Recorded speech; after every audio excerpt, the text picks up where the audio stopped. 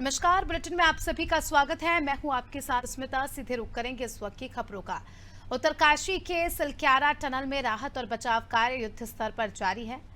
आपको बता दें कि ऑगर ड्रिलिंग मशीन से ड्रिलिंग का काम किया जा रहा है। आधुनिक तरीके से ड्रिलिंग के लिए मंगाई गई मशीनों ने काम करना शुरू कर दिया है। मुख्यमंत्री पुष्कर सिंह धामी ने कहा कि जितने भी लोग वहां पर फंसे हैं सभी से संपर्क किया गया है और सभी सुरक्षित है। साथ ही उन्होंने कहा कि अब आने वाले समय में इसकी मॉनिटरिंग प्रदेश स्तर पर की जाएगी।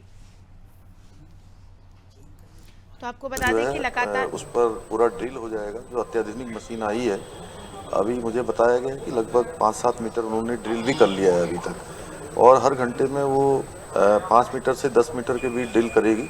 तो जल्दी से जल्दी अगर सब चीज़ें ठीक रहीं तो हम उन सभी को जो हमारे भाई उसके अंदर हैं उन सभी को निकाल पाएंगे। अभी भारत सरकार के मंत्री जी भी, माननीय बीके सिंह जी भी वहाँ पहुँच गए हैं, अन्य टीम भी पहुँची है। राज्य सरकार की तरफ से उन जो एजेंसियां काम कर रही हैं या तकनीकी विशेषज्ञ हैं, हर प्रकार का सहयोग देने के लिए हमने पहले से ही सभी को कहा है। हमारे मुख्य सचिव, अन्य लोग उनके सभी के संपर्क में हैं, क्योंकि तकनीकी चीज़ें उन्हीं को करनी है।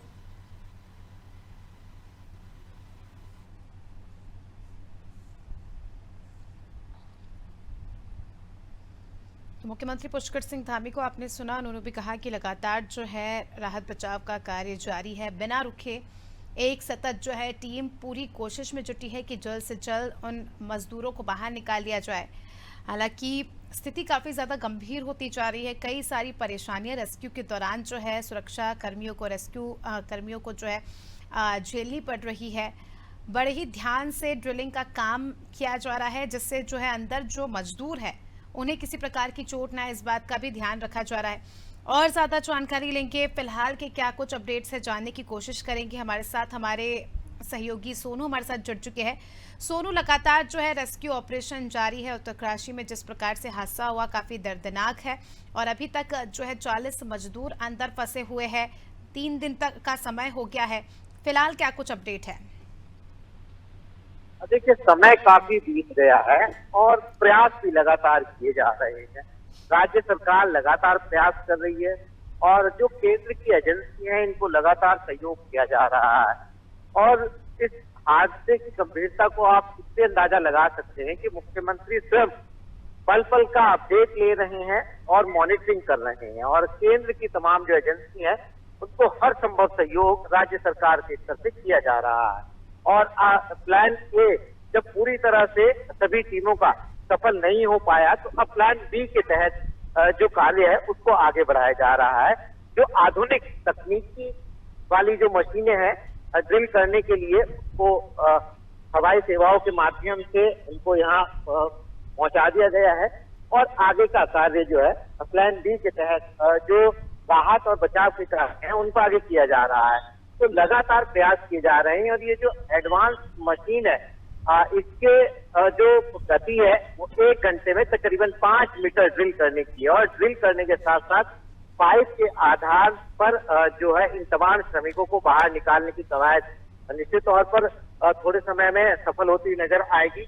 देखना होगा कि आखिर जो प्रयास किए जा रहे हैं इसमें कितने घंटे बाद जो है सरकारी तंत्र को, तमाम जो एजेंसीज हैं, तमाम जो फोर्सेस हैं, जो सेना है, वो जो प्रयास कर रही है वो कितनी कम से कम समय में सफल हो पाएंगे। क्योंकि इसके साथ साथ प्लान सी भी तैयार है कि जो पाइप ड्रिल करने के बाद लगाए जाएंगे वहां पर किसी तरीके की कोई अड़चन आती है तो प्लान सी पर भी जो जिम्मेदार अधिकारी हैं वो वर्क करेंगे। और जब समय काफी बीत गया है लिहाजा ये कोशिश की जा रही है कि जल्द से जल्द इनको निकाला जाए, और जो संबंधित कार्य करने वाले अधिकारी से संबंधित जो सूत्र हैं उनके मुताबिक हमें लग रहा है कि आज देर रात तक जो है श्रमिकों को बाहर निकाला जा सकता है। अब देखना होगा, अगर प्लान बी सक्सेस रहा तो निश्चित तौर पर जितने भी श्रमिक हैं इनको सकुशल बाहर निकाल लिया जाएगा। और अभी तक दवाई हो, चाहे इनसे बातचीत हो, संवाद का सिलसिला इनसे जारी है। इनको दवाइयां उपलब्ध कराई जा रही है, खाद्य सामग्री उपलब्ध कराई जा रही है, और मुख्यमंत्री लगातार पल पल का अपडेट ले रहे हैं। जो शासन के उच्च अधिकारी हैं वो नजरें बनाए हुए हैं, कहीं पर भी किसी भी चीज की आवश्यकता अगर पड़ रही है तो उसको उपलब्ध कराया जा रहा है। और यहाँ तक कि जो जी, विदेश के बिल्कुल। एक्सपर्ट हैं सोनू, यहाँ पर उनसे देखा गिरावट जा रहा पर लिया है जा रहा है। कि रेस्क्यू ऑपरेशन के दौरान जो है, जैसे कि आपने भी ज़िक्र किया कि एडवांस हेवी ड्रिलिंग मशीन लानी पड़ी, तो इसकी क्या ज़रूरत पड़ गई है? ऐसा क्या चल रहा है वहाँ पर जो इतनी हेवी मशीन्स लानी पड़ रही है? मतलब अभी तक समझ नहीं आ रहा है। देखिए 3 दिन हो गए हैं, अंदर जो मज़दूर फँसे उनकी तबीयत बिगड़ रही है, ऐसी खबरें सामने आ रही है।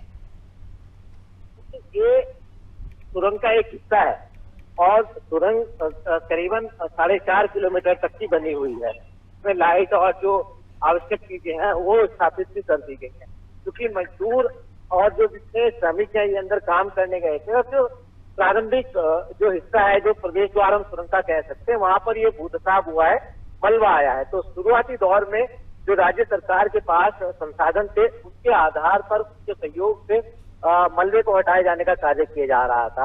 प्लान ए के तहत जो मलबा हटाया जा रहा था, जब मलबा जो है पूरी तरह से नहीं हटाया जा सका और बार बार ऊपर से जिस हिस्से में मलबा हटाया जा रहा था ऊपर से भूतसाब हो रहा था, तो ये कहीं ना कहीं शासन प्रशासन के लिए एक बड़ी चुनौती बन गया था।